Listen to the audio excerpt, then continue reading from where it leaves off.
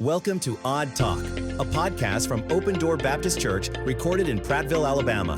Hosted by Danny, the associate pastor at Open Door, Odd Talk is a program which discusses the Bible from its creator to creation and everything in between. Many episodes are interviews with people who attend Open Door Baptist Church on various topics, but all episodes will edify and equip you to live your faith actively within your community. Let's tune in to see what the discussion is about today. That intro never gets old to me. What do you think? You like that intro? Yeah, I mean, second time I hear it. Second time you heard it, huh? Artlist.io. You know, that's a pretty okay website. Yeah. Why do you choose that instead of having somebody from the church record that? Do you know the logistics and the time and just the scheduling to try to get somebody from the church in here to do it, and then all the takes it would take to record that take? I've done that many times, so yes, I'm very well aware. Okay, so would you like... So if you're listening, make a comment, write a comment below in this episode. If you'd like to hear Oscar, schedule some time to do the intro or the outro, or even just the little pause in the middle, the break, the bridge, whatever you call it. What do you call that? I don't know, but this is episode, 3 or 4, something like that. So... We haven't numbered them yet. I wouldn't change it. I mean, it's fine. Just leave it as is. I don't hate it. I love it. It's good. Good. You shouldn't hate anything, right? Should hate be a part of a Christian's life? Yes. Okay, really? Yeah. Okay, well, we're going to have a topic of discussion on another episode coming up. But hey, guys, welcome to Odd Talk again. I have with me a good friend, a brother from another ethnic mother, because... Oscar here, well, I'm not going to tell your story. I want you to tell your story. But before you tell your story, I just want to let you know that we're going to be talking a little bit about immigration in the Bible, what the Bible has to say about it, some biblical principles, and then some somewhat current events regarding immigration. Now, you may be listening to this a few years later, so it's not going to be current for you. However, it's current at the time of the recording of the episode. So, with that being the case, Oscar, thanks for joining me. I think Odd Talk was part of your idea as well, wasn't it? Yeah. Maybe not the name, but for sure the idea of having a podcast for the church. Yeah, so that's something that I figure it will be good for us to have because we can reach more people. For some reason, I believe people don't come to church because they have, X or Y reasons. But they might listen to this. And so, yeah, so I'm all in favor of having a podcast. Okay. You are Mr. Podcast because you've had a couple different podcasts. One podcast. And then Consejo de Verón. Yeah, and then I was part of a different podcast with LEXIT, which we're going to talk about later. But yeah, I was part of their podcast, which that wasn't mine. And then Consejo de Verón, which then turned into the Oscar show, I think it was. The Oscar show. Yeah. So I got all my podcast knowledge and skills from you. Well, I'm sorry about that. Well, I apologize to the audience listening. So... Oscar, would you mind sharing a little bit about yourself, anything you'd like to share with the audience before we actually move forward in this interview? Sure. Well, first of all, what's most important in my life is that I am a believer in Christ, Christ being the Son of God who came down in flesh onto this earth as a human and lived the perfect life. Die for our sins, and now we have opportunity to be saved through his blood. Amen. So that's the most important thing. And after that, of course, my immediate family, my wife and 2 daughters, God willing, soon to adopt a boy. We'll see how that goes. We're still playing about that. And other than that, I feel like I am a servant of God. I mean, I'm not in traditional ministry per se, I'm not a pastor or missionary or anything like that, but I try to live my life for God in everything I do. So just serving God, and that I guess took me through a roller coaster of things in life. I mean, I've done a lot of things. I failed many times in many different things, including business, but thankfully God blessed me with a business now. Which is, I named it Obedient Technology, and obedient for my desire to be obedient to God. That's where the name came from. And technology, just because I deal with industry and manufacturing and things like that. So I do consulting for companies to do capital investment, and then manage that capital investment for them. So that's what I've been doing. Actually, I've been doing that for many years as part of different companies. I manage their investments, but now I do it on as a full-time business. Wow. So when you said capital investment, I'm thinking of like capital I investment. What is capital investment, though? Well, capital refers to money. Okay. That kind of capital. So capital investment is you're investing in a company. Like if you need to, let's say you're manufacturing. Okay, so my current clients are paper industry, so they make paper. So if they need to upgrade a piece of equipment and they need to invest capital or money into their business, they need someone to manage that. So that means that they need to allocate funding to that investment, and then somebody needs to come in and manage it. But even if you step back before all that, you have the understanding the need first of all. So sometimes companies, they don't even know what they really need. They know that something is failing. So this is failing. What do we do? Well, we can fix it, or we can ignore it. We can just drive it to the ground and then do something about it later, or we can invest into a new equipment now. So I also get involved with all that. So that means that I help the clients understand if investment is a good thing for them at that point or not. And if it is, how much do they need to invest? And what needs to be done with that money, where the money is going to go, and then all that process I get involved with, out to the point to where they have the actual decision made. They say they're going to invest on something. Now the funding is allocated. Let's just say they have a bucket of money, and then that bucket of money gets put on somebody's hand, usually an employee, sometimes a consultant like me, and then I'll take that bucket of money, and then I start hiring and the different people, engineers and contractors and OEMs that manufacture equipment and installation process and all that. So you spend their money. I spend their money, yes. Sounds like a cool job. It is. It is a cool job. It's also very tiring at times, especially if I have to go out of town, which I've been doing a lot of that lately. Yeah, no, I definitely get that. Well, I appreciate that. We're going to have links to your business and descriptions of this episode below. So if anybody's interested in wanting Oscar to spend your money, go ahead and check him out with Obedient Technology. But like I said, we're going to be talking a little bit about immigration in the Bible. What does the Bible have to say? Some different events that have transpired, and then some scripture. But before we do that, so you're from Mexico, right? What part of Mexico were you from? Baja California Sur, which is on the peninsula, the Pacific side. You have that little peninsula that's sticking out to the side. So that peninsula all the way to the bottom, the city is La Paz, which is the capital of the state. We abbreviated by BCS, Baja California, then South, and in Spanish will be Sur, which is the same letter.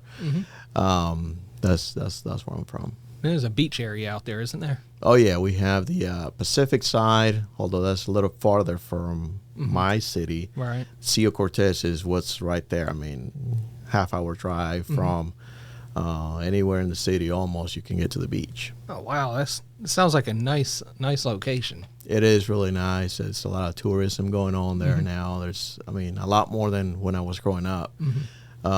But yeah, there's a lot of people going there. It's really, really nice. It's not just because I'm from there, but I've seen a lot of other beaches, and I think the ones there are just nice. The sand is nice. The climate is also really good. I go usually when we go there, it's winter time, and we still go to the beach. So what's the temperature like normally in the wintertime there? 70s. Oh, it's not like that year round, is it? No. I was going to say. No, summertime is hot, but I'll tell you something. I rather have hot over there than the hot in Alabama. Hot in Alabama is humid. Why is that? You're by the water. Wouldn't it be humid there too? Not as much as here. Really? Yeah, the humidity here is so much worse than over there. Interesting. Okay, so you're from this beautiful area in Mexico, and a few years back, you actually got your U.S. citizenship. Yes. Could you explain what did the process look like for you to get your citizenship? Well, besides a bunch of money and time, How much money?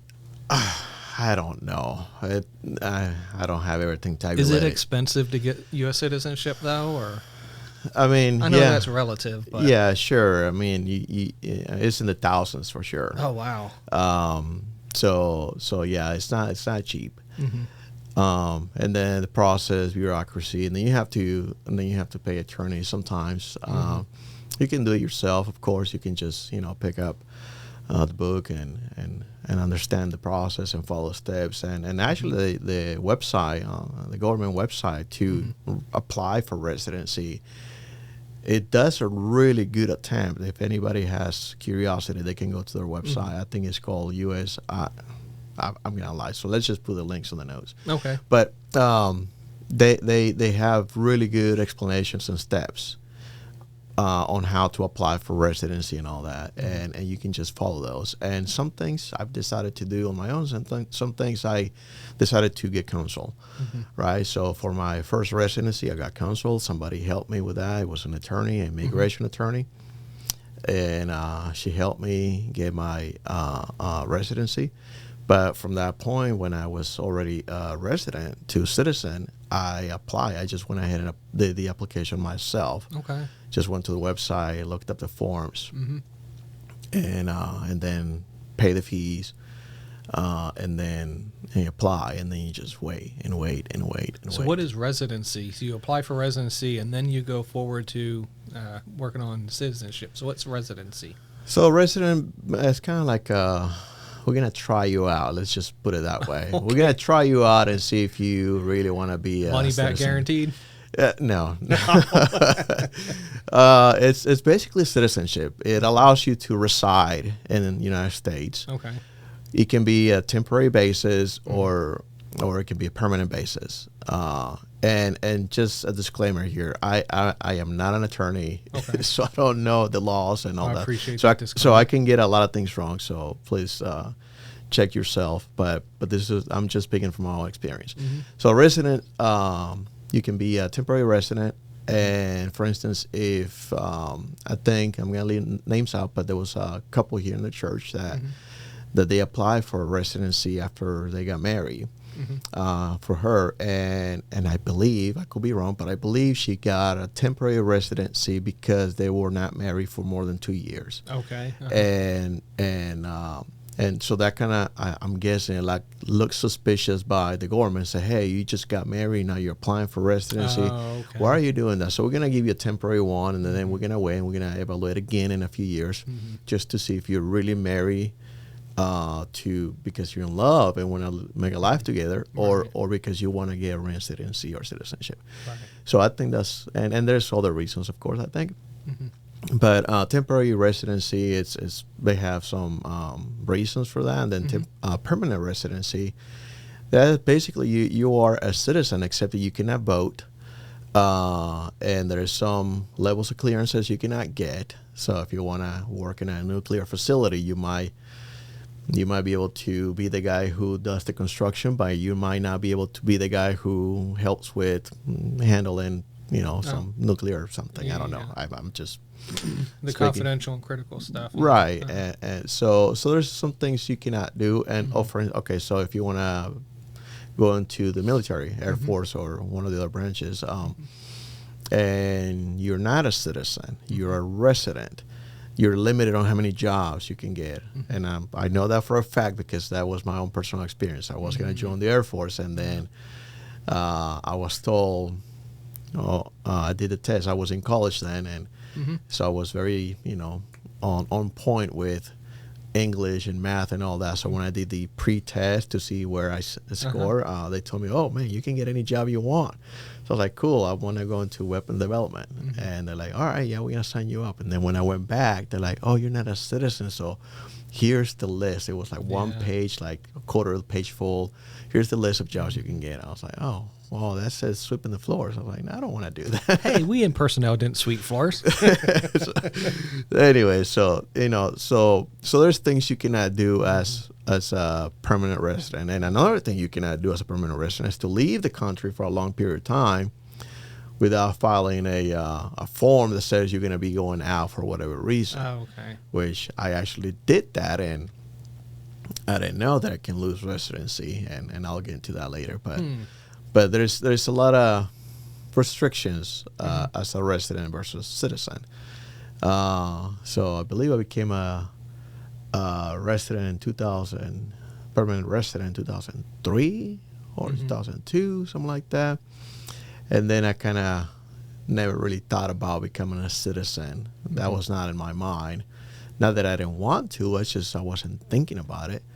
And then I didn't become a citizen until 2020, I believe. So about 17 years later. Oh, wow. Okay. Well, I got to ask, if you're from this part of Mexico that's beaches, beautiful sand, you got the water, 70 degrees in the winter, why you want to become a U.S. citizen?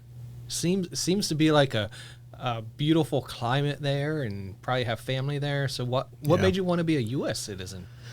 All right, so I'm gonna make the long story short and just hit on the key points, I guess. So we came to the States with my family in '99.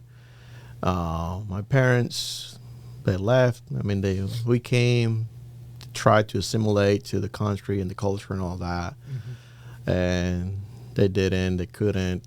Whatever. So they went back, and I decided to stay. So I stayed, became a resident, and live here. So I went to school, get my engineering degree, and after getting my engineering degree, I tried to get a job. And after trying to get a job for a few months, I decided that nobody was going to hire me because I didn't have experience. And, you get experience from school if you do, co-ops or internships and things like that. But I was working full-time so I can live, survive. I didn't have any help. My parents were away now. So my parents couldn't help me. And I'm not trying to paint a sad story here or anything, but that's what happened. I didn't have any help, so I had to live, and to live I have to work full time. And working full time didn't allow me to do other things. So long story short, I couldn't get a job, and this is 2011.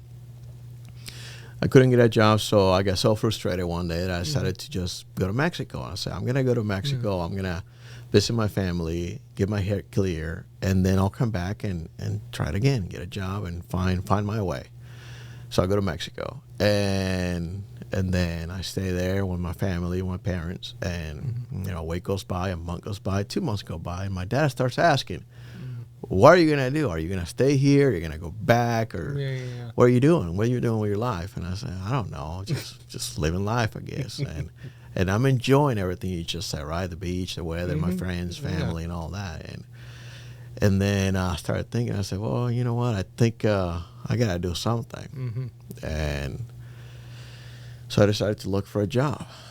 So I got a job, and this is now in November. I got hired in Coca-Cola as a project manager, basically what I do now. They hired me to do project management. Can you really use Coca-Cola to clean like toilet stains, and like if you cook it, will it turn to oil and stuff like that? That I don't know, but Coca-Cola is more acidic, so it's got so yes, possibly so. Yeah, I mean it might be sticky at the end because of all the sugar too. That's true. But yeah, it's an acidic solution. Okay, I'm sorry to cut you off, but I was curious. That's all right. So anyway, so I started working at Coca-Cola, and this is November 2011. January 2012. I met Anna, my wife. So we started dating. Then I proposed. That was December of the same year, 2012. And then October the next year, we got married. Aww. So Y'all got married in America or Mexico? in Mexico. Mexico. Yeah. La Paz. Yeah. Actually, several people from the States, friends of mine from Washington, came over. Oh, nice. Yeah, they weren't part of the wedding. Yeah. That's wild because you're from La Paz, which is technically like really, really south, the border of Southwest America. And then when you become a citizen or you work on it, you go to Washington. Yes. As far away from La Paz as possible on the west side. Yeah. I don't understand it. But okay, so you married your wife, Anna. Yeah, so we got married, and after that, she gets pregnant. Mm-hmm. And then at that point, I kind of knew I needed to come back to the States. Mm-hmm. Because, this is 2013 now. Mm-hmm. So I've been there for a couple of years. And I'm thinking, I find myself complaining all the time about the Mexican government. Okay. The corruption, everything that is going on there. La Paz was not a violent city per se. Mm-hmm. So that wasn't an issue, but, I had other complaints, and mainly the government and the corruption. Mm-hmm. And I was just so tired of seeing the streets with potholes everywhere. And then I'm like, man, this is bad. Why are they don't do anything? They're charging us all this money, like 30% on taxes. Not doing any public work. And exactly. So I'm like, what are they doing? So I was tired. And so when Anna got pregnant, I said, well, I need my daughter to be born in the States. So I fly Anna to Washington. Mm-hmm. And this is July. Well, she flies in June, and she waits there, and then I go to Washington too. Mm-hmm. Then Aurora is born. Mm-hmm. Just for me, I said, because I knew we were gonna come back, or at least I thought that we were gonna come back. Yeah. And I said, well, at least that way she can be a citizen. My daughter can be a citizen. So she's born in Washington, and mm-hmm. then we fly back, and then we, live our lives. We have a daughter now. Yeah.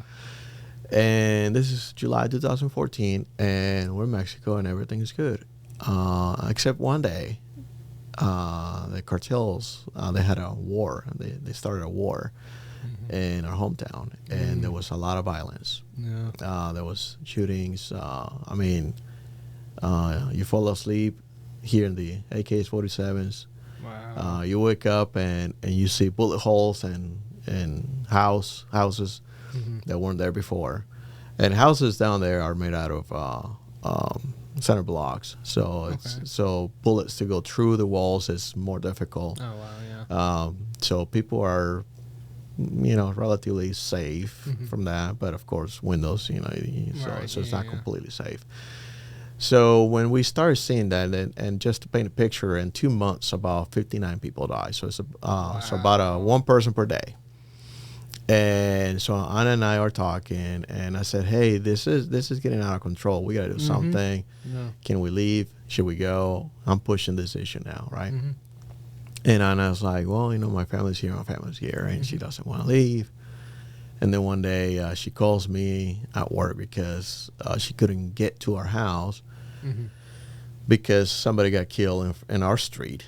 Wow. Just a couple houses away from us. Yeah. And Buddy was there, and Anna can't get into the house, and I'm at work, and then she calls her brother goes there, mm-hmm. and just to be there, she gets into the house, and that day she was like, yeah, we gotta go.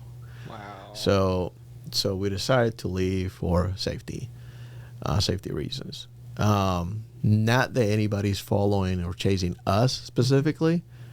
It was just madness down there. Yeah, sounds right. Like it. So and the people that died, a lot of them were related to drugs. They were doing drug deals and things mm-hmm. like that. It's a cartel war, right? But it's a lot of civilians that die and all the shootings. And that's just the people that died. The people that got shot didn't die. There was kids in those accidents too. I remember, I think it was a 7-year-old boy that got hit in the leg or something. So, wow. So you don't need that, right? Mm-hmm. And I told Anna, I was like, we have the option. We can go to the States. And she decided, okay, let's move. So now we're started thinking about moving. So we decided to stay for the last Christmas and New Year's. So we did that. That was December 2014. And then we decided to move in January 2015.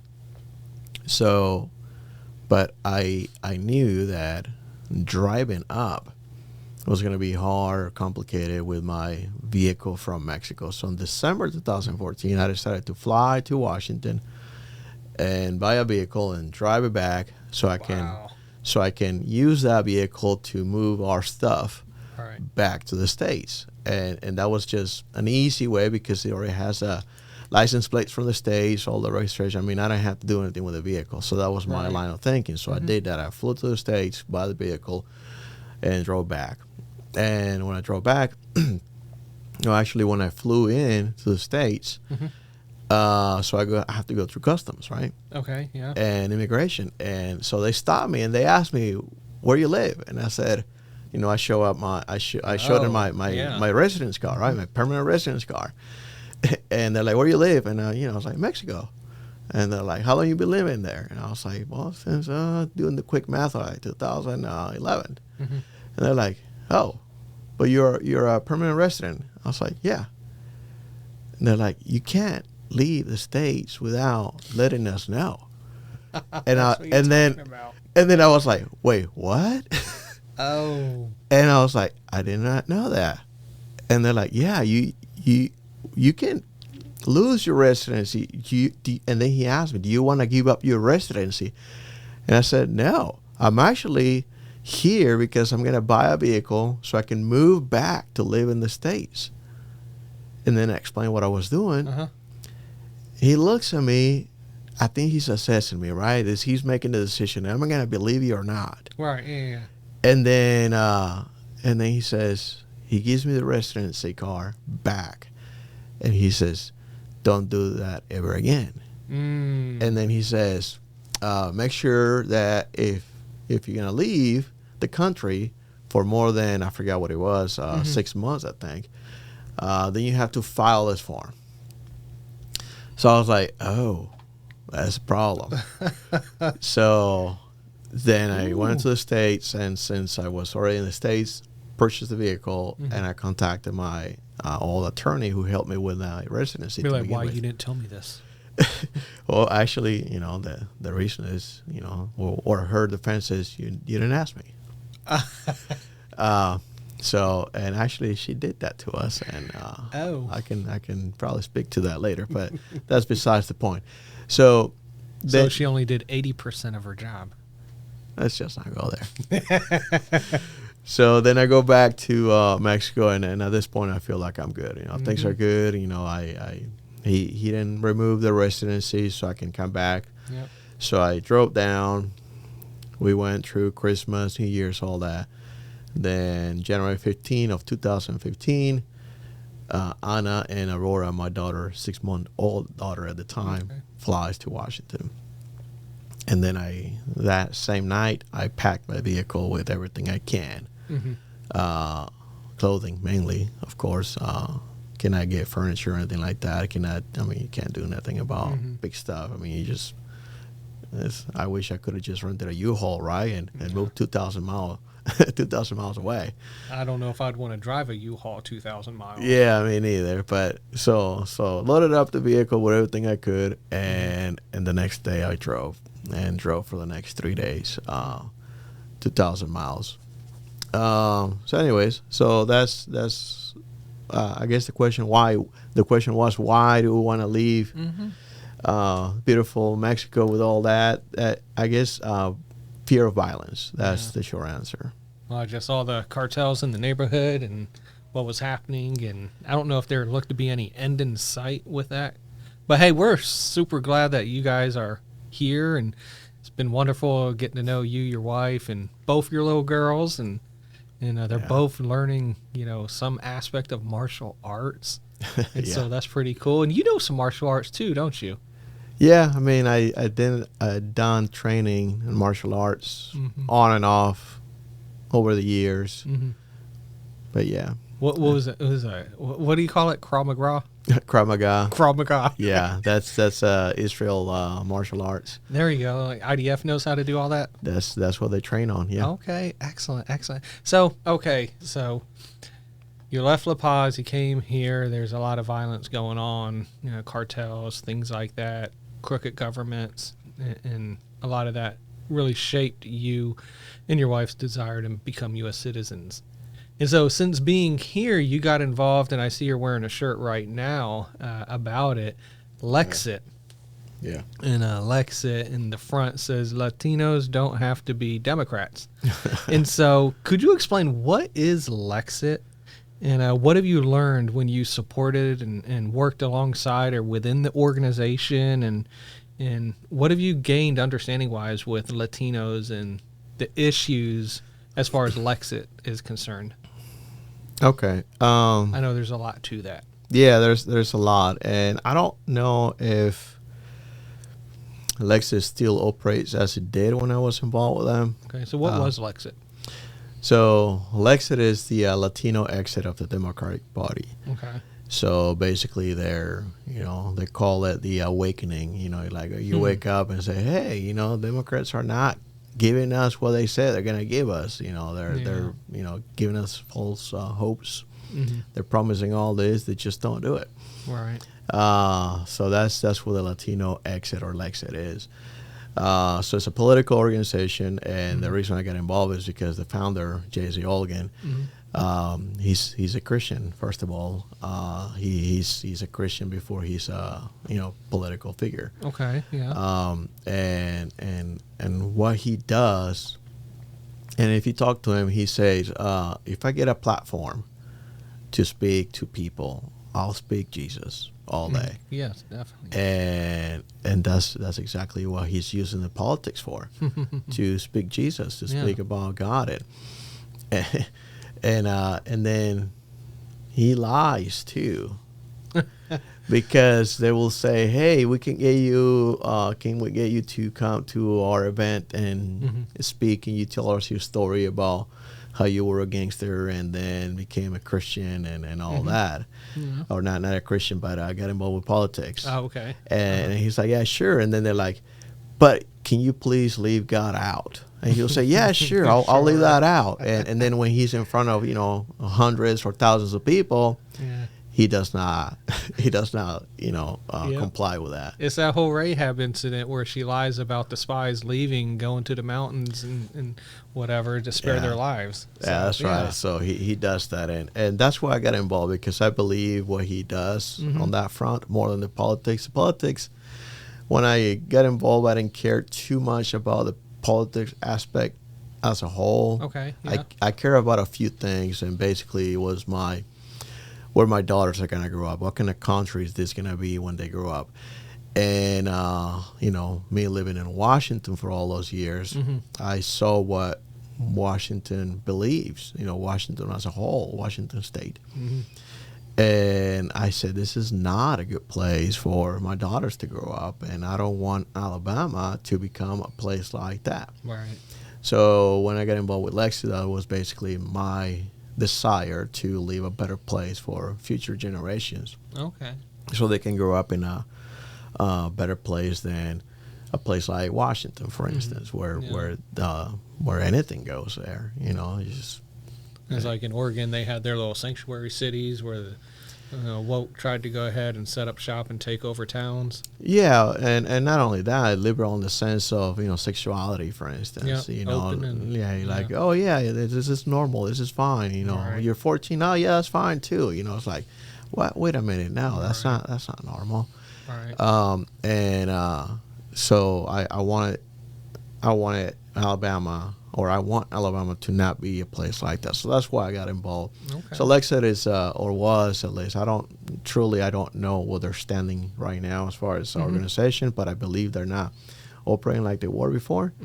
But what they were when I joined, it was just a political nonprofit organization nationwide. They have a big footprint in California, basically in the western side, southwestern side of the United States, California, Nevada, Arizona,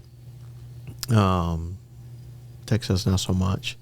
But they had a big footprint there and followers, 500,000 people, followers of that organization. Big movement.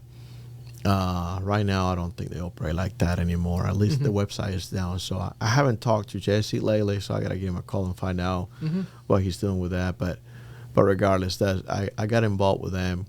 And your question was, what did I learn with the Latino community? Like what draws Latinos to the Democratic Party?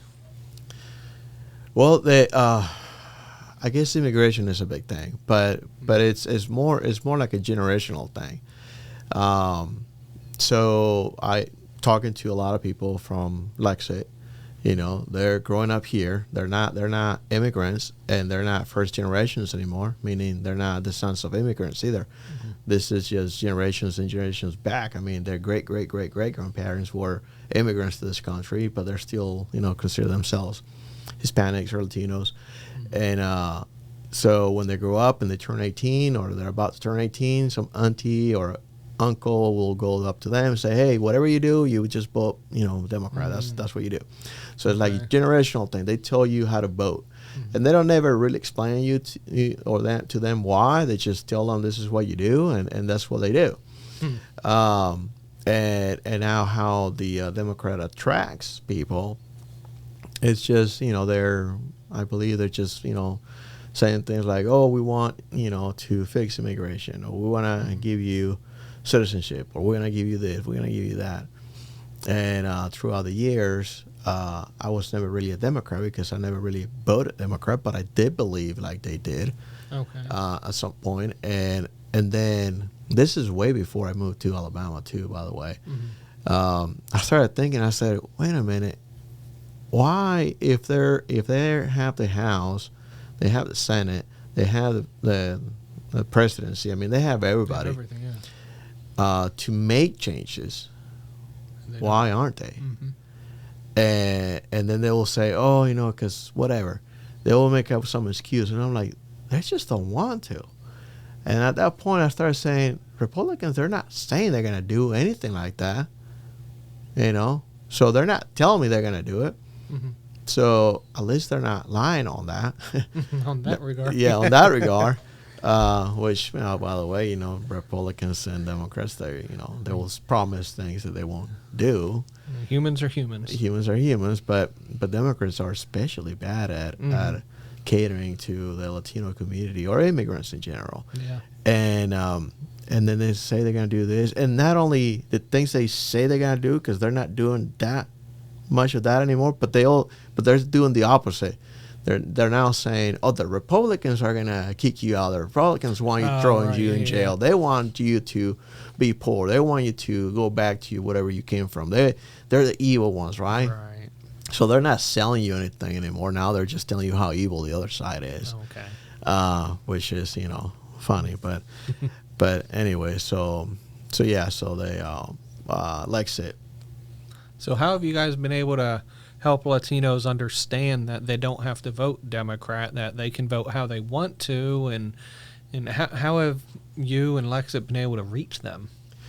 Well, it's just you get out in the community, so you just go and talk to people.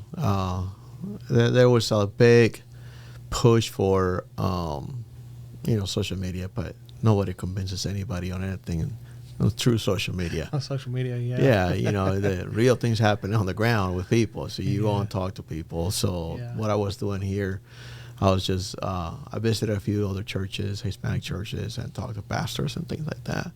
And then I just met people in different events and just having conversations with people. The biggest thing that LEXIT did at the time, I don't know if they still do, but the biggest thing they did was to go to the school boards and city halls and just go and be present and show up and be there and have those conversations with people and calling people out on their lives if they have to and saying how they disagree on certain subjects. So they just show up to those things, and they were especially good with the school boards. So they show up to the school boards because most of the LEXIT members, just like me, they were thinking about their kids. Yeah, right. So yeah, they got really involved with school boards, and they just went to school boards and just talk and say what they agree and disagree with. So using constitutional rights constitutionally to go ahead and make a change for America for the better. Yeah. So excellent. Well, I want to ask you this question because, we're going to talk about it here in a little bit in the Bible. But this aspect of immigration, and at least nowadays, the focus and the argument as far as like open borders and stuff like that. Has America ever been really open borders? How did open borders or closed borders, what shaped America into its actual surroundings and immigration policy today? Okay, so I am not a historian. Okay. But in conversations with you about these questions, I did some research. Yeah. So in the 1700s, when America was founded, it was open border. There was no restrictions or very loose restrictions. All right. Basically, America needed to have people on site to do things. I mean, you just founded a country. You need people. So how do you do that? Well, you just bring people in. Right. So at that time, it was considered very open borders, although nobody will say it like that, I guess. Right. I guess the position is if you don't have restrictions for immigration, then it's considered open border with today's language. Okay. Which I guess that's what we saw during the Biden administration. They just remove all the restrictions, or the restrictions were legally there, but nobody enforced anything. So that was considered an open border because nobody enforced anything. So that was kind of like the 1700s. Didn't we have a border czar for a little bit under that administration? Yes. She didn't do anything. I don't even think she went to the border once. Oh, no. So, all right. So then after that, we go into the 1800s. So that I think that was the first time.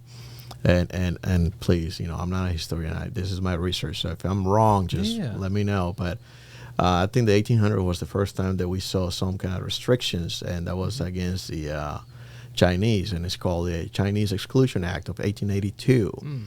And that was a major restrictive law that banned Chinese labor. And I guess there was some racial and economic fears. That's why that was added on there. And that kept expanding until 1943. So there was a few restrictions and few regulations added on the 1800s.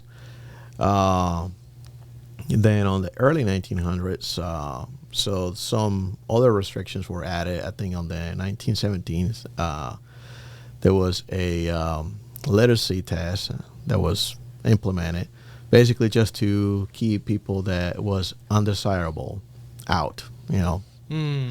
So if you are not smart, I guess that's the message there. We don't really want you in this country. And they have some quotas added during those years, and this is the early 1900s. So that kept expanding. So in the mid 1900s, so there was a reform with humanitarian focus. So I guess if we have a country that is persecuting people, that's when all those reforms were introduced to help people that Are fleeing for whatever reason. We'll talk more about that later. So, that changed from race and smarts principles into more humanitarian reasons, I guess. And then we have some more reforms. We have some amnesties in those years. That was in the late 1900s or mid 1900s, where about 3 million people were illegalized. There were undocumented people or illegal immigrants. I don't know how to call them, but they were legalized, and that was an amnesty, I guess. Okay. And then more recently, we have DACA. The dreamers, I guess they call them, the kids that came as babies, and their parents brought them in, and they got some kind of status. And I don't really know where that stands right now. But I guess, to answer your question, so this country was open border, but I don't think it lasted long. Some restrictions got implemented, and just looking at the big picture, I think the implementation of restrictions were always in favor of benefiting the country. Some of them you can argue they were not.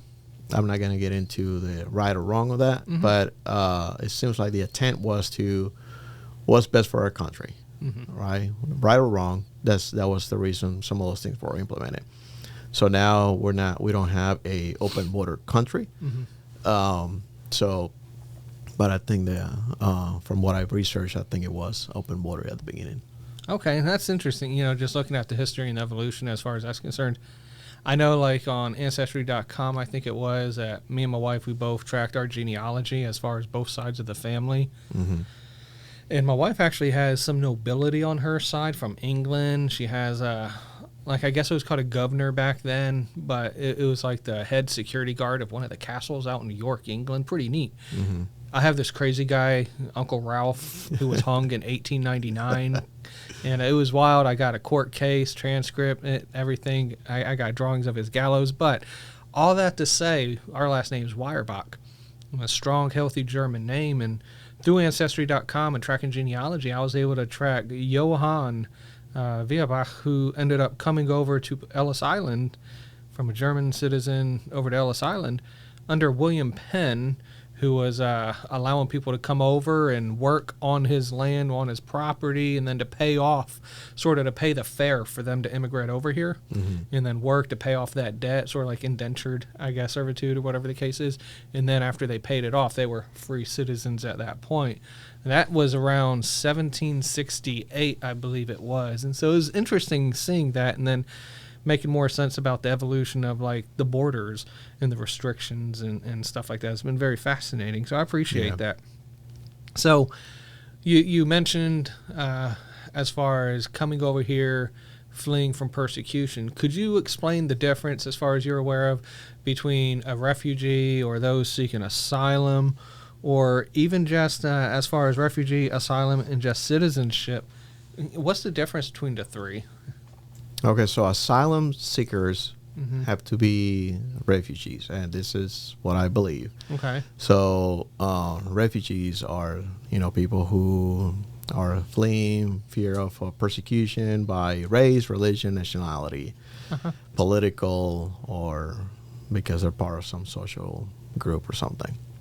So if they're persecuted for those reasons, they can be considered refugees, and they can apply for refugee status, or actually, I think at that point they become asylum. So I think asylum is if you're already in the States and you're asking for asylum because if you go back, you're gonna be persecuted. So you can go back to being a person who can be a refugee type of person. So I think those are interchangeable in some aspects. Okay. Asylum seekers, the background or the backdrop to that is that they have to have some kind of refugee status. Okay. So they have to be persecuted to be asylum seekers. And of course, a citizen is someone who is either born here or nationalized, like in my case. So that's the difference. Now, I believe we can see examples of that in the Bible of people, just fleeing for fear. I mean, Joseph and Mary, because of Jesus, they're killing all the babies, so they fear persecution, they fear for their lives, so they leave. Right? So there's examples of that. So yeah, I think that's what the difference is. It's just someone who's trying to protect themselves from persecution. Have you ever seen the movie The Terminal with Tom Hanks? Yes. So yes. that was an interesting movie, just looking at immigration laws and citizenship, and he was over here just visiting, trying to fulfill, I think, like maybe a dying man's wish or collect a signature or an autograph from somebody, whatever. And by the time he got to the airport, his country was pretty much collapsed or something like that. Failed state, and customs or whatever wouldn't let him through America until everything in the country got fixed. So he really didn't know where he was and what country he belonged. So it's just interesting when you think of people like that. And I imagine sometimes would you think sometimes there are people in that situation? Or do you think that's a fictitious situation, or just at least a highly rare situation? I think Israel went through that. Did they? Yeah, so the captivity, right? Mm-hmm. So they have no land. There's no land that belongs to them. So I think that can happen. Mm-hmm. I think it's rare.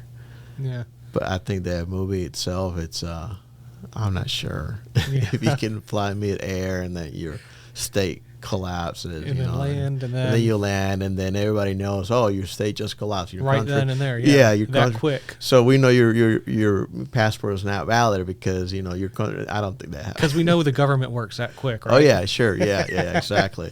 I didn't think about that. Well, let me ask you this question, because we talked a lot about, what your thoughts are as far as immigration, the procedure you personally went through as far as your citizenship and all that good stuff. But immigration, do you see this as a church issue or a government issue? And what role do you think the church should play in the immigration issue? Okay, so I guess we get into the meats and bones now. Meats and potatoes. Meats and potatoes. All right. It is an issue of the church. Okay. And it is also an issue of the government. So it's both and. Yeah. It's not either or. No, yeah, exactly. Okay. All right, so government cares about people, right? For many different reasons. You have to know how many people live in the country for many different reasons. Okay. So the population, for instance, that sets the stage for the House, how many members you're going to get on each state. I think it's 435 seats, and they get divided by the 50 states. And then if you got more people, then you get more seats. If you got less people, you get less seats. So that's important. And I'm saying, I'm using population as the key word here, but population is by citizens and immigrants, right? Okay. So you can have immigration. You can have also internal immigration, meaning a person moved from one state to another, or migration. I guess that's called migration. So you have a person moving from California to Florida, right? That's not happening. Oh no. So Florida needs to know how many people live in their state, right? And that's one reason. The other reason is, where are we going to build schools? Where do we need roads? Where do we need hospitals? Do you need to know? The government needs to know where the people is. For an infrastructure. And other reasons too, right? How many policemen are you going to need in this city or that city? How many people you need on day shift or night shift or firefighting or this? I mean, the risk, you have to do some math and try to do some projections on what's going to happen, what could happen. So you need to be prepared for those things. So that's why the government needs to care about immigration, of course. And the church, immigrants are people. So the church cares about people. So it is an issue of both. So I don't think this is an either or. So I think they have different reasons, but it's an issue for both sides. So, through your studies, what have you seen immigration like in the Bible? And is there a distinction between Old Testament, New Testament? Do you see any situations of immigration into an established country? So what did it say? There's nothing new under the sun, right? Nothing new under the sun. So we want to believe that we have a unique situation. We want to believe that what we see now is, different from what it was before. I think we've seen it all.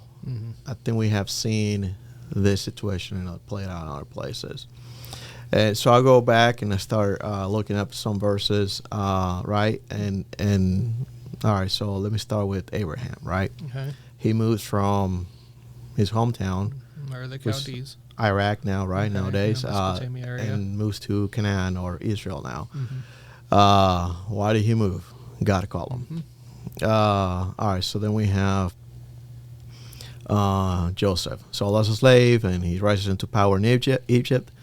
And then he invites his family over, right? So he brings his family because there was famine and other reasons. So survival, you could call it that. Yeah.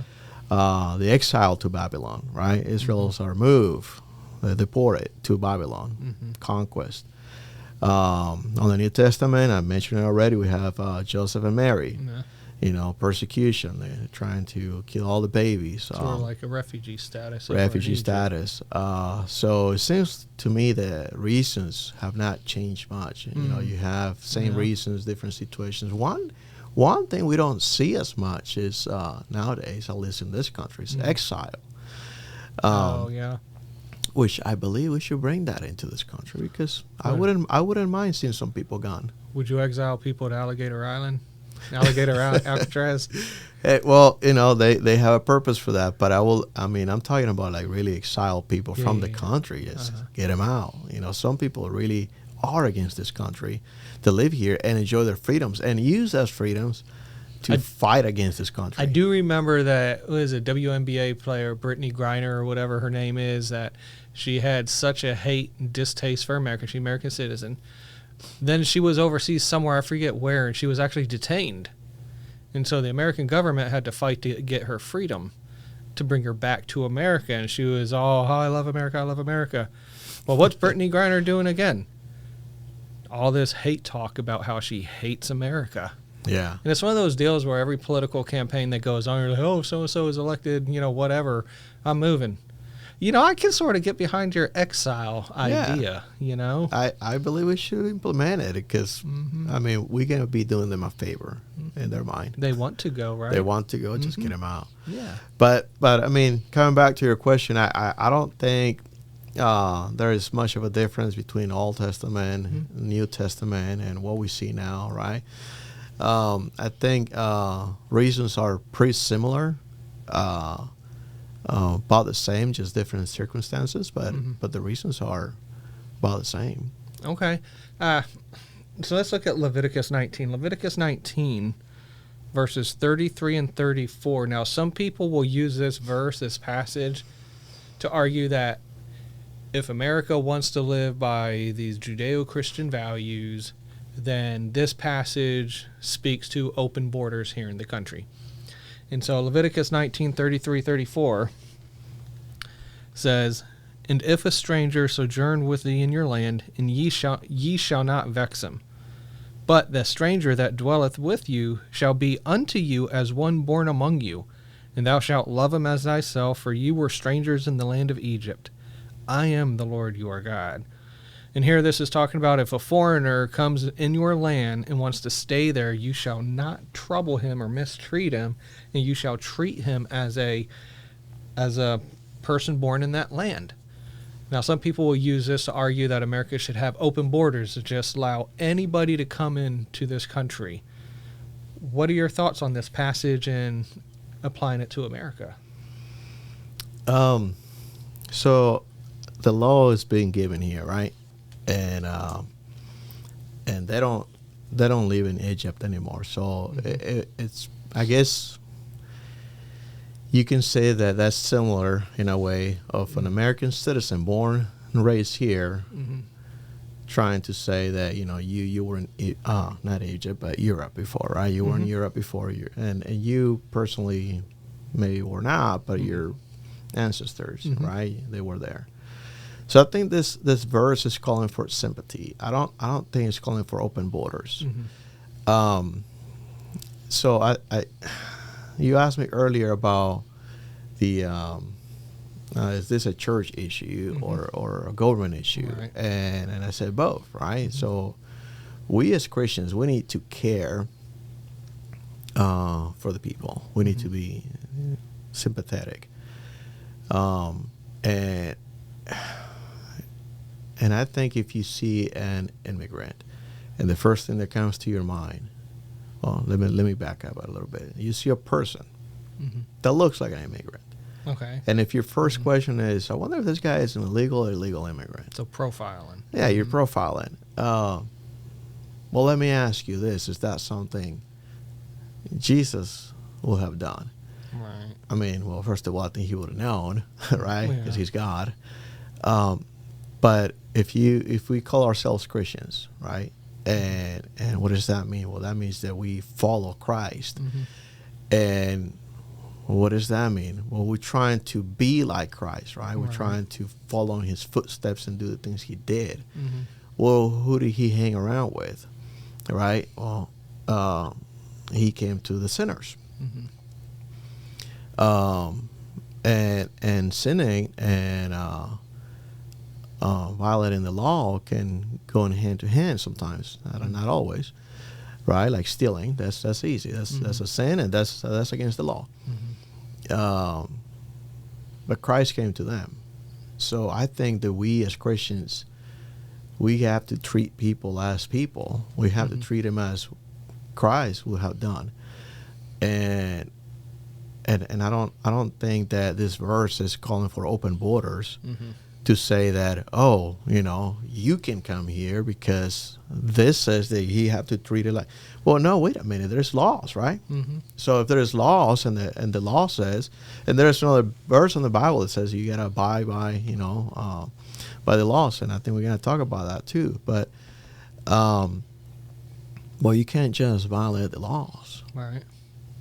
But as people, I also believe that even though I'm sin-free, meaning I'm not bound to sin because of the blood of Christ, doesn't mean I'm sinless, and it doesn't mean I free of the consequences of my actions either. Yeah.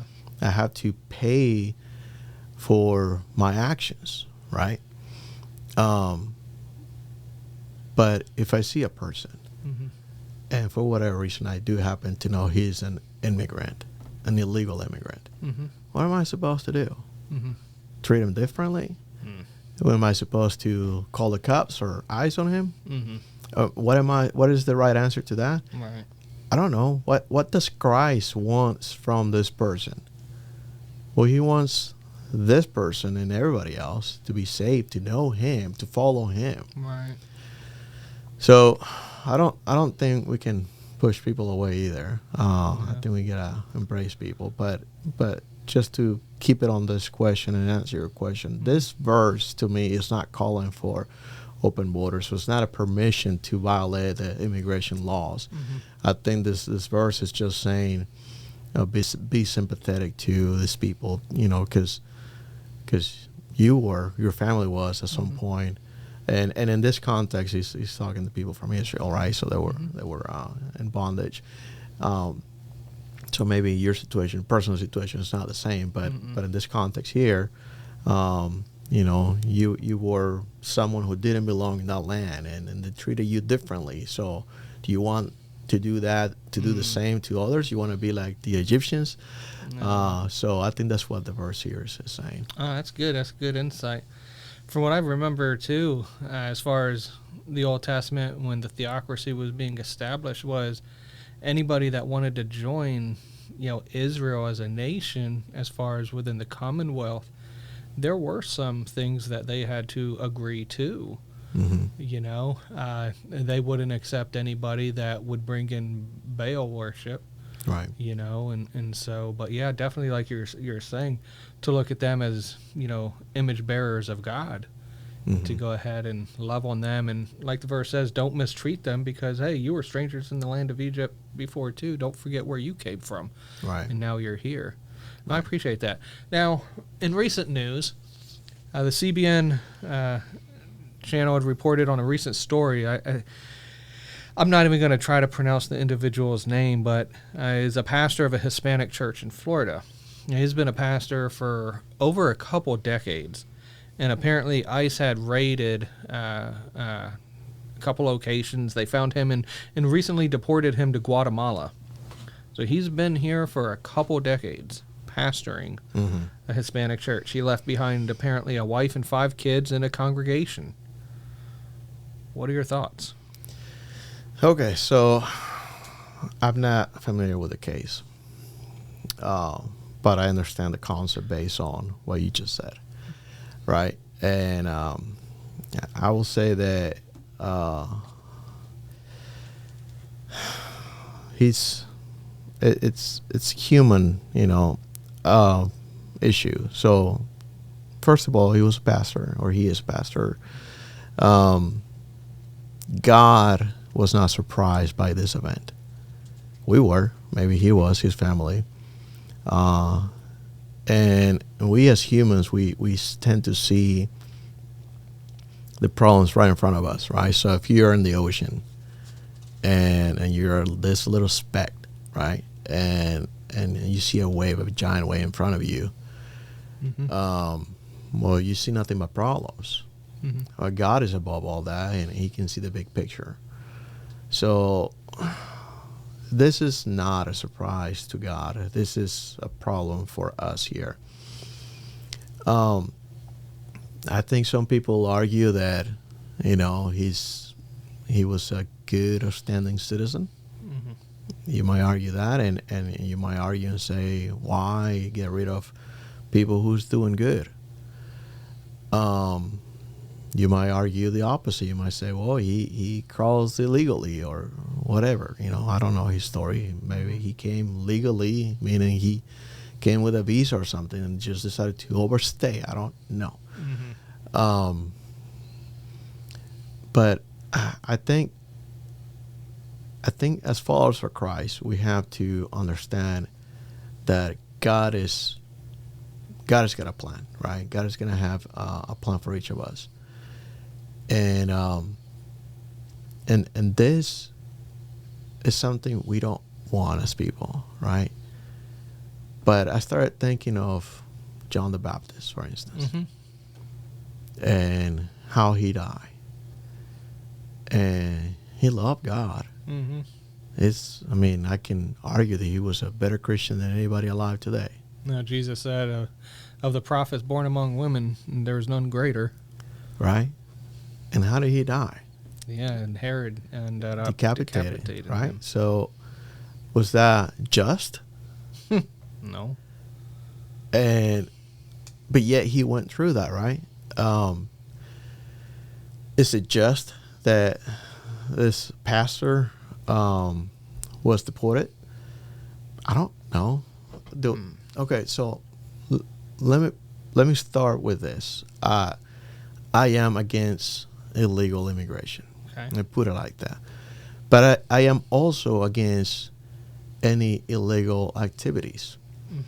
And my stance on that is the same, right? I don't consider an illegal immigrant that it's a greater crime than someone who steals. Okay. I figure, there's some commonalities there, and that's my personal opinion. You're doing something that is not by the law, right? And that's why my stance against illegal immigration.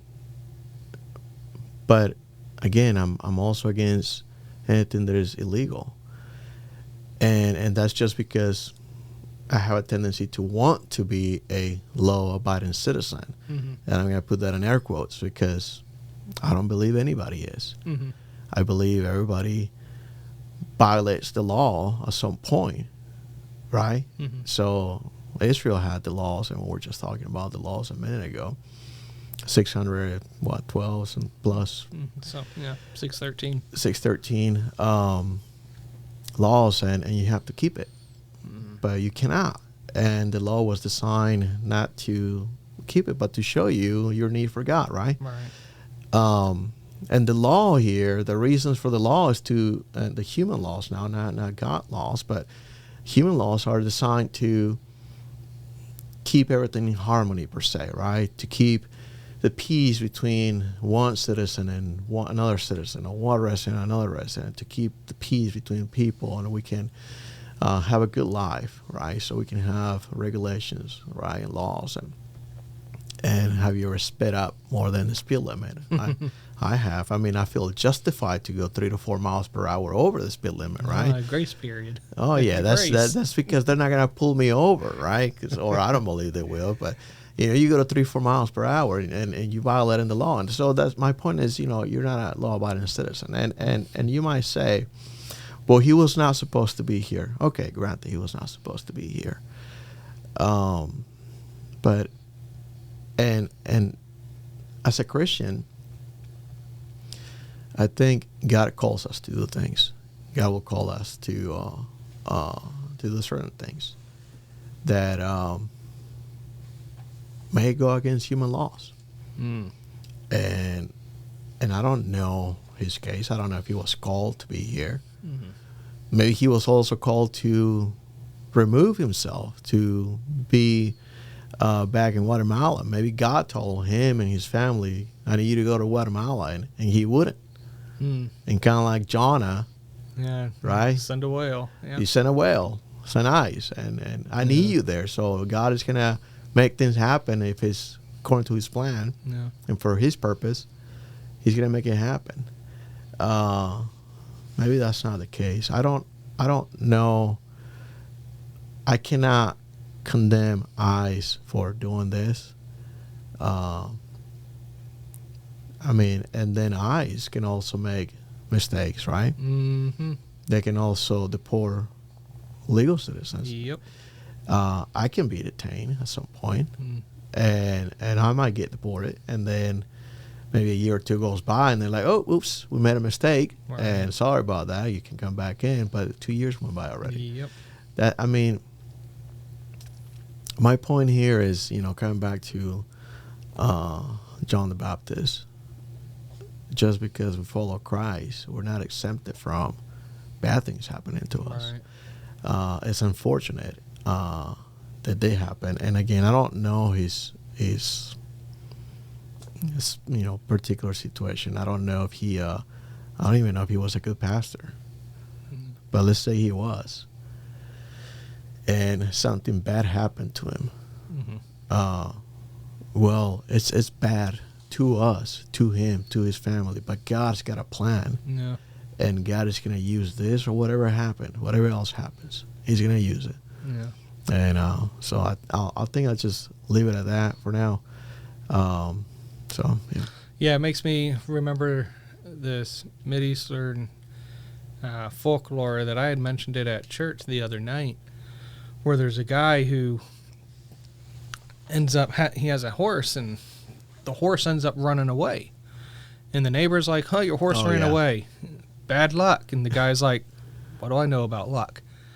And a couple of days go by, and the horse comes back, and along with the horse is like 10 other horses, and the neighbor's like, "Good luck, your horse came back with a lot more." He was like, "What do I know about luck?"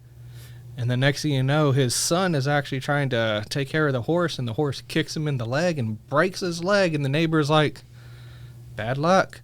The guy's like, "What do I know about luck?" And then next thing you know, a gang comes through the neighborhood looking for able-bodied guys to join their gang, and they're about to recruit this son until they realize he has a broken leg. And so because he has a broken leg, they ignore him and pass by. And the neighbor's like, "Good luck, he had a broken leg." And the guy's like, "What do I know?" And so the moral of the story is the fact that we don't know why things happen the way that they do. Hindsight's 20/20. We have a God that knows all, and that we just trust whatever happens, God is able to make the bad turn into good, and that he can use it for his glory and our edification. So, well, let me ask you about 2 verses. So in Romans chapter 13, verse number 1, Paul writes, "Let every soul be subject unto the higher powers, for there is no power but of God. For the powers that be are ordained of God." So here Paul says every soul be subject to the government. And then in Acts chapter 5, verse 29, says, "Peter and the other apostles answered, said, we ought to obey God rather than man." How do you reconcile the tension? Should we obey the government over God? We obey God over the government? Is it a both and, either or? What situation dictates who we obey? There's this tension, obviously, between the 2 verses, people would say. So what are your thoughts? Well, I don't think there's tension between the verses. I think people will interpret tension between the verses. But so Acts 5:29, right? So what does 28 said? Saying that now we straightly command you that ye shall not teach in this name. We're talking about Jesus. Are you getting into the context? Yes. You all about context. Well, we kind of need context, right? So basically, they're telling him or telling them, we told you not to talk about Jesus. Mm-hmm. So now he goes and says, well, we don't answer to you, basically. We're just going to talk about God regardless, because the laws of God are above the laws of man. Mm-hmm. And I think we can see that. Oh, man, I meant to look it up and I forgot his name, but he was told not to pray, and then he opened up the windows and prayed. Daniel, right? And, well, he disobeyed, right? Mm-hmm. But why? Why did he disobey? What is he doing? He's praying those 3 times towards Jerusalem. Yep. Right. So he's obeying God. He's not obeying man. So when it comes to immigration, it's a little different, right? Mm-hmm. It's God telling you to go to the United States. Okay, well, you can argue that. But if that's the case, I think the United States is very open to that. There's ways to come here as a missionary. Mm-hmm. and do that. And I guess people can argue like,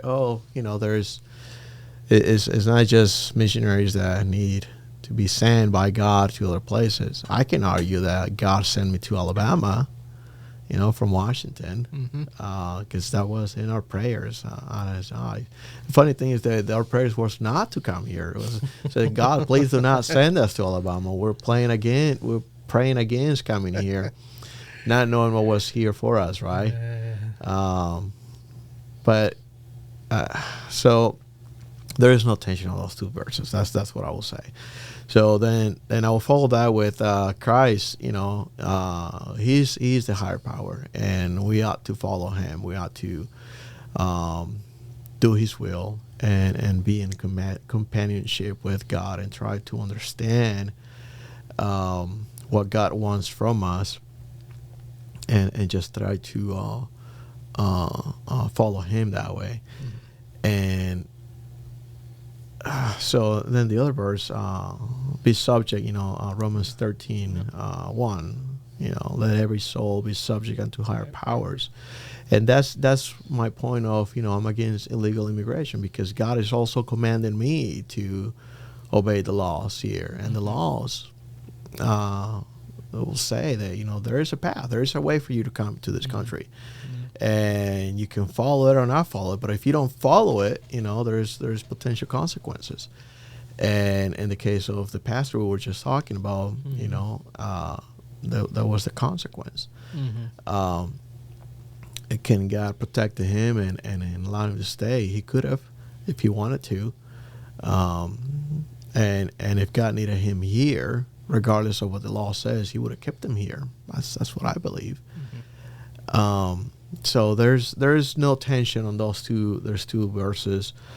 I also think that we as Christians wrestle with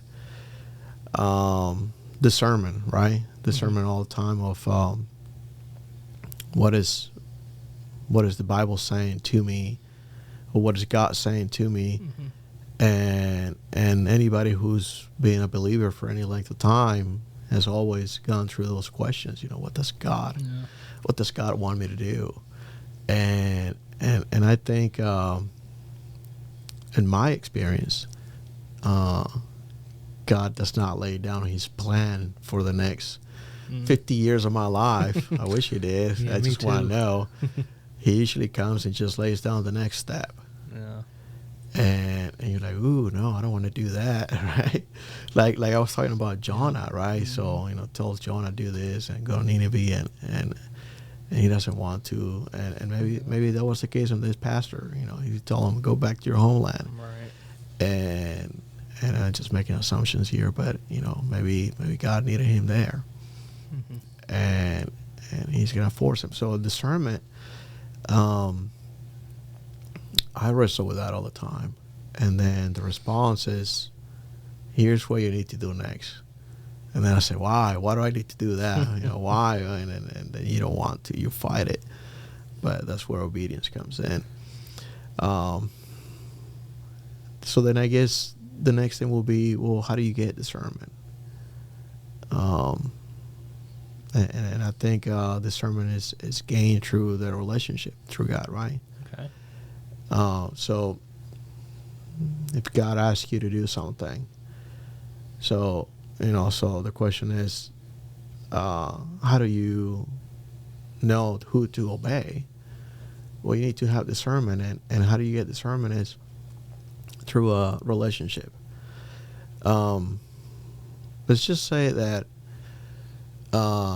discernment is gained through relationships, right? And let me say this. Let me say that I come to you one day and I said, President Trump told me he's proud of me.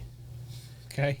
And you're gonna be like, right. Okay. I mean, after you laugh and fall off to the ground, and then you get up, wipe your tears out of laughter, right? And you say, right, Trump told you that. Because I don't have a relationship with Trump.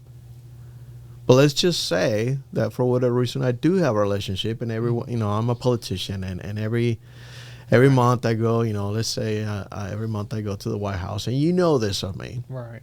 And we're making this imaginary world right now. Mm-hmm. And I go and I meet with him every other week, and I talk to him, and this goes on for years and years and years. And then one day I come to you and I tell you, hey, Danny, I think, I don't say that thing. I said, Danny, you know what Trump told me the other day? He told me he was proud of me. Oh, you'd be like, oh, wow, that's cool, right? You believe it. And the reason you might tend to believe that at that point is because I have a relationship with Trump. Mm-hmm. But coming back to reality, I don't have a relationship. So if I say that to you, you're going to be laughing. You're going to say, no, of course you didn't say that. But that's my point. Someone who comes to you and tells you, God told me to do this, and he wants me to, I'll just say you live in Central America, and he goes and tells somebody, oh, God told me to go to America. Mm-hmm. And somebody might say, well, God told you that. When was the last time you went to church? When was the last time you opened the Bible? When was the last? I mean, we know you. You're not a Christian. I mean, right? You don't have a relationship with God. Mm-hmm. So to understand what God's will is for our lives, we have to have understanding in a relationship of God. Yeah. And that is through prayer, to reading the Bible, to worship, through all those things that get you closer to God, just having a non-ceasing conversation with him, right? Yeah. Pray without ceasing. That's what we need to do. If you do that, I believe you are going to be able to understand a little bit better than if you didn't. Mm-hmm. A whole lot better, rather, what God's will is in your life. Mm-hmm. And in this sense, the tension between the verses, which there isn't, that's how you can discern what God is telling you by having this relationship. So, we talked about Jonah, how he didn't obey, and then God put him in a situation to do his will. Yeah. Jonah obviously was in a relationship with God. Mm-hmm. And he had an understanding of what God wanted. He just didn't want to do it. Right. So I think that's how we discern, just having that relationship with God. Okay, so no, I appreciate that. I mean, there's a lot of focus on fellowship, relationship. There's a love. You mentioned worship, things like that. As far as that's concerned, one of the last questions I want to ask you, as far as the immigration situation, if you will, is okay. So the Christian is supposed to be about love and grace and mercy and all these wonderful attributes, right? So how does a Christian balance the love and concern for other people while also seeking to uphold security and the preservation of our nation, especially knowing there's a lot of people that want to harm this nation? So we're looking at all the immigration, the immigrants that came in under the Biden administration, and the great concern that a lot of them were supposedly linked to terrorist organizations. So how does a Christian balance love and compassion for people trying to have a closed border of sorts, because we know that there's so many people that want to fight against, quote unquote, the great white devil, you know? I will say don't be a stranger Okay. to start with. So I used to work in a maximum security prison. You did, didn't you? You had to use your Krav Maga stuff a lot, huh? That was before I learned Krav Maga. But the reason I'm telling you that I worked there is because I was told one time by my supervisor, your job is to be here. That's what he said. Your job is to be here. That sounds simple, right? It sounds simple. And at the time, I didn't understand what he meant. But what he really meant is, if you're here, things won't happen. That's what he said. As a guard in a prison, you don't want things to happen. You don't want fights. You don't want riots. You don't want any problems. And everybody, there's a potential to be a problem, of course. They're in prison, right? Yeah. But if you're there, it's less likely to happen. Okay. There was an inmate that told me one time, he says, and this is after 3 or 4 days after he got in a fight, and he was sent to IMU, it's intensive management unit, which means, that's the jail of the jail. Okay. It's like isolation, right?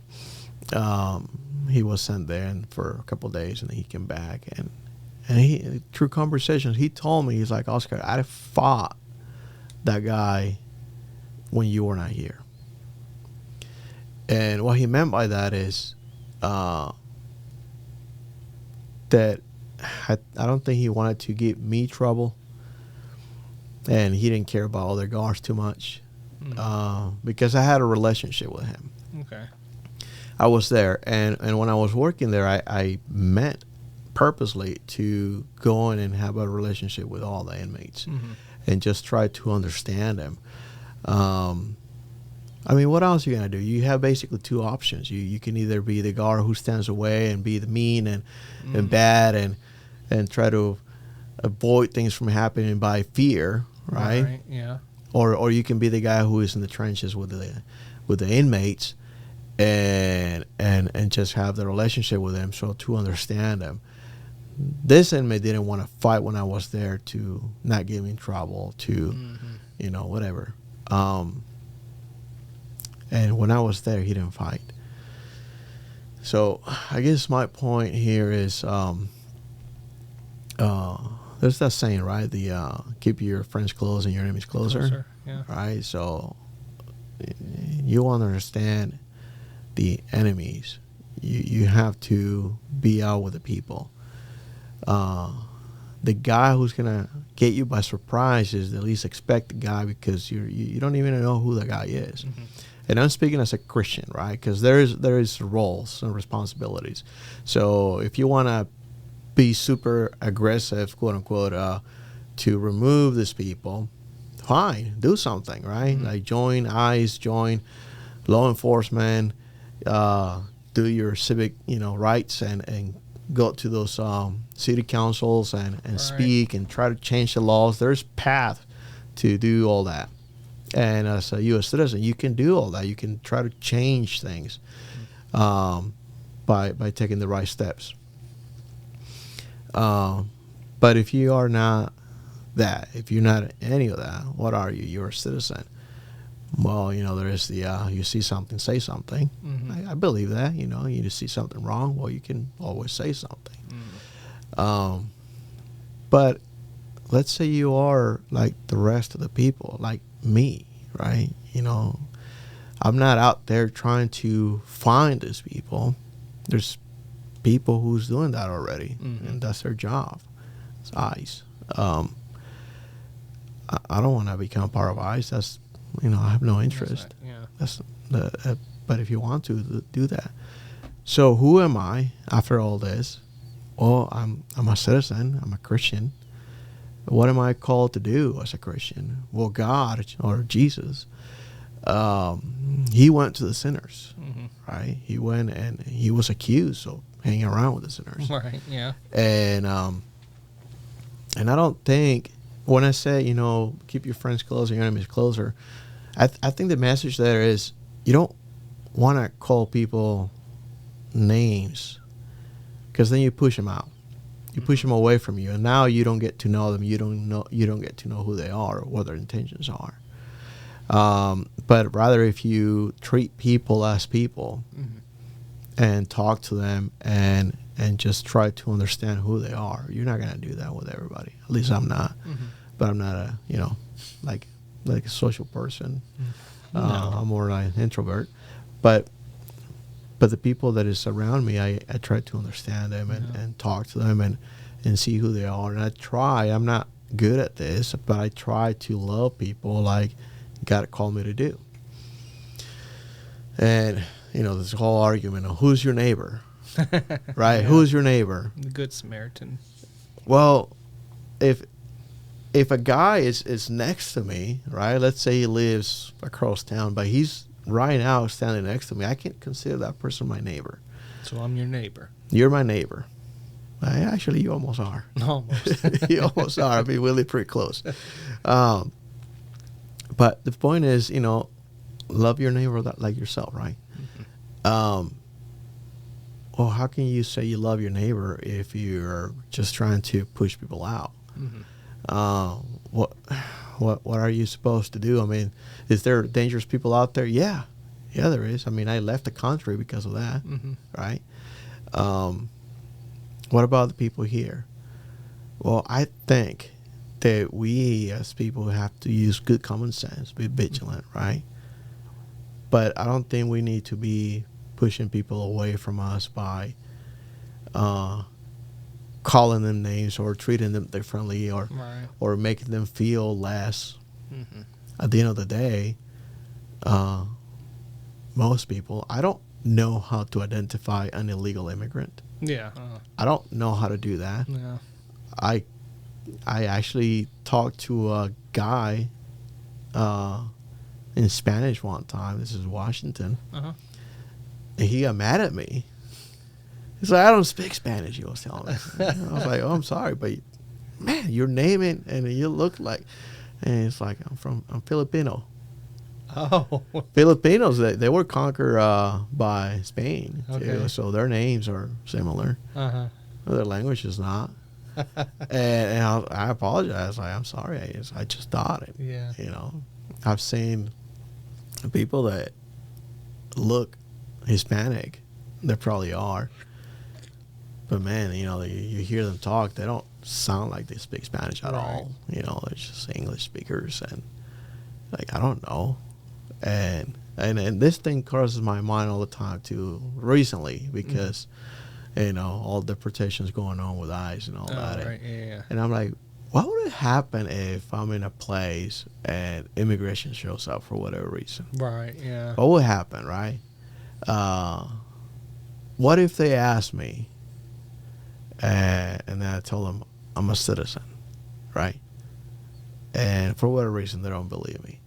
I cannot prove on the spot I'm a citizen. I mean, I don't carry my certificate. I mean, you don't carry your birth certificate with you everywhere you go, right? Just my ID card, my license. Right. You don't carry your passport either. So how can you prove? I don't know. I mean, I don't know. I guess we have the star IDs here. Yeah. That might help. I don't know. Recently. Yeah. So I don't, so those things cross my mind. But so about people and immigrants, how do we obey God and be vigilant? I think just use common sense, right? I am vigilant, especially when I go to places like Birmingham, for instance. I'm very vigilant with suspicious looking people. Okay.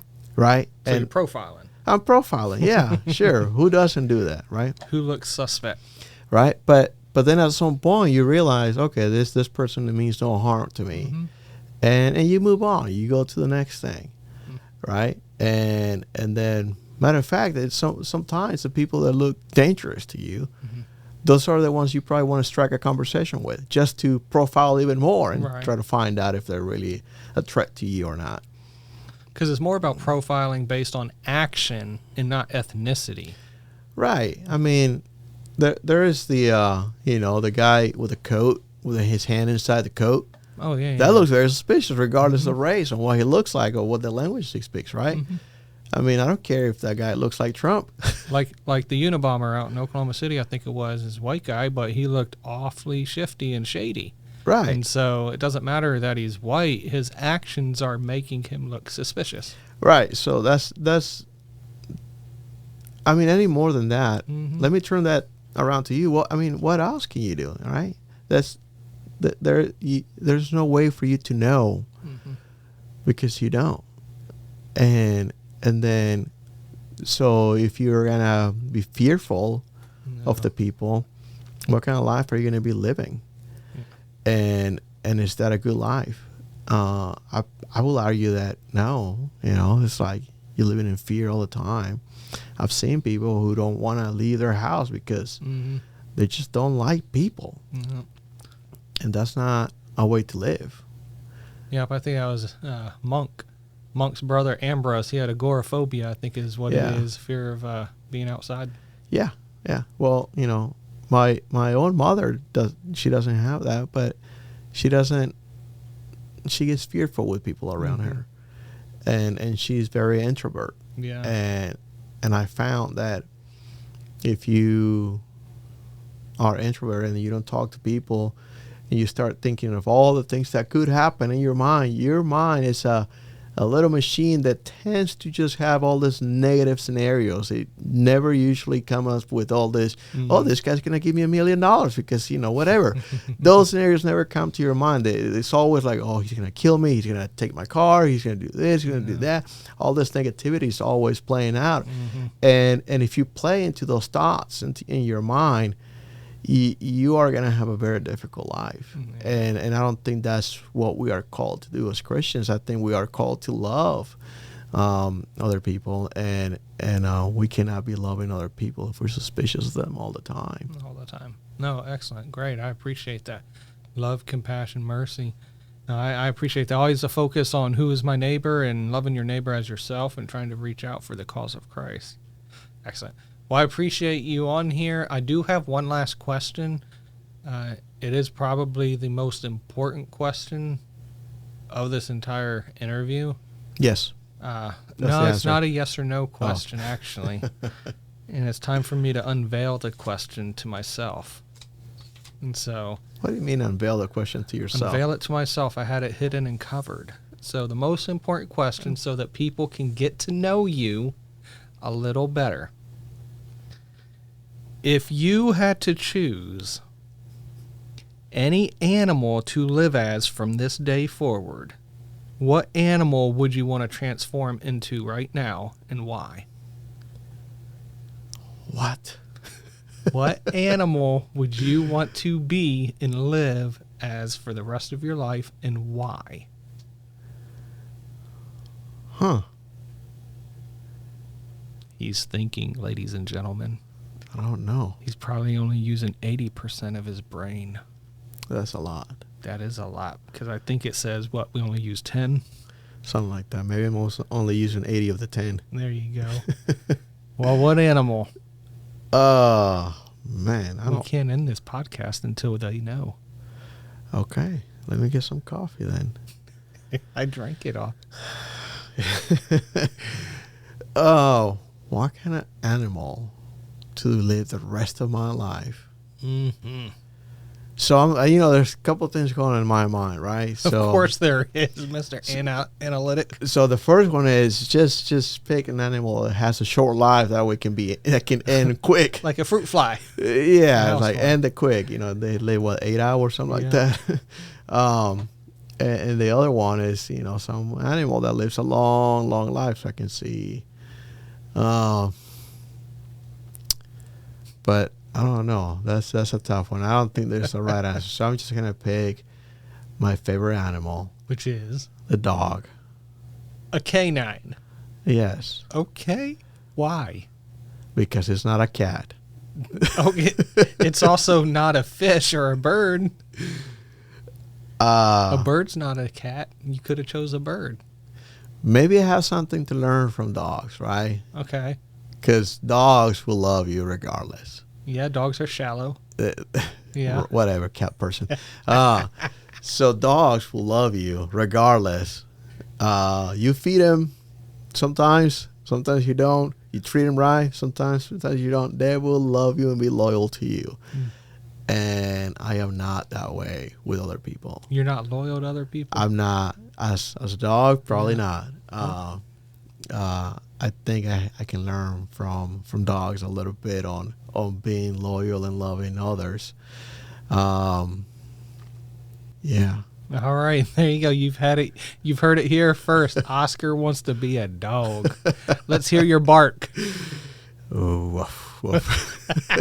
What kind of animal you want to be? Ladies and gentlemen, that's going to conclude the episode for today. We want to thank Oscar for joining us on Odd Talk, talking about the Bible and immigration. And if you can tell, he has a heart to love people and to be the hands and feet of Christ with the love of Christ reflected through him.